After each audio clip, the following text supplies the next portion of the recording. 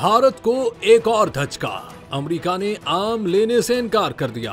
Report के मुताबिक अमेरिकी हुक्काम ने दस्तावेजात में बेज़ाब्तगियों की वजह से लॉस एंजलिस, सैन फ्रांसिस्को और अटलांटा समेत मुख्तलिफ हवाई अड्डों पर भारत से आम की 15 शिपमेंट्स को लेने से इनकार कर दिया। रिपोर्ट के मुताबिक भारत के आम की शिपमेंट्स को 8 और 9 मई को मुंबई में ताबकारी के अमल से गुजारा गया था। अमेरिकी हुक्काम ने ताबकारी के अमल से मुतालिक दस्तावेजात में तजादात की निशानदेही की थी। शिपमेंट ने अमेरिका में दाखिले की लाजमी शर्त यानी ताबकारी का मरहला मुकम्मल नहीं किया था।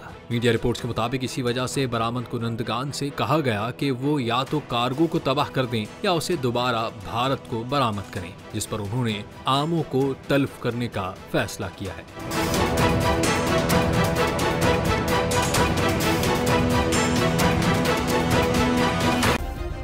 सब्सक्राइब करें और बेल दबाएं ताकि कोई खबर रह न जाए।